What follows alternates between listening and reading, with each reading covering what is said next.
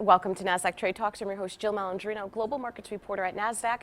Joining me at the market site in Times Square, we have Caleb Silver. He's the editor-in-chief over Investopedia with the latest results of the Millennials survey. And Caleb, Millennials are not investing enough, and they know it. Tell us more about this survey. They do know it. We wanted to look at affluent millennials, those with enough investable income where they can actually start investing, to see what their habits were, what their tendencies were, what their fears were, and what they thought about when it came to investing, because we feel like this is a very misunderstood generation. So much is written about millennials, so much is overgeneralized. It's the avocado toast generation, they don't want to work generation. That couldn't be further from the truth.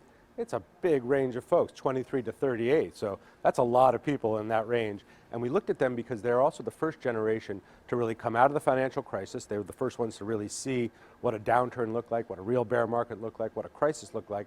But they're also the first technologically enabled generation in that they are used to looking at everything through technology, whether it's on their phone or one of their screens. But they find it overwhelming and intimidating. Why is that? They find it overwhelming and intimidating because, frankly, they haven't had the financial education, the literacy that you and I talk about a lot.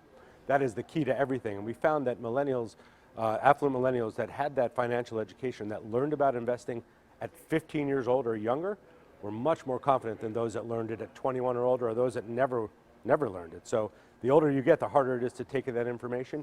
And the older it is, when you get out of school, out of college, and you have student debt, it's really hard to start to reset, get your financial education on track, and then set an investing plan. So many of them thought it was risky, intimidating, and they were overwhelmed by the entire process. Welcome to NASDAQ Trade Talks. I'm your host, Jill Malandrino, Global Markets Reporter at NASDAQ. We're coming to you live from the 86th Annual STA Market Structure Conference in Washington, D.C. Joining me for the segment, we have Joe Goronsky. He's the president of Rosenblatt Securities, also the moderator on the keynote panel. Because it can really help you set up a plan, not just for investing, but to set your whole financial life up so you can be confident in taking steps to save, to invest, to plan for the future. All right, Caleb, awesome insight as always. Thank you so much for joining us. Thank you. And thank you for joining me on Trade Talks. I'm Jill Malandrino, Global Markets Reporter at NASDAQ.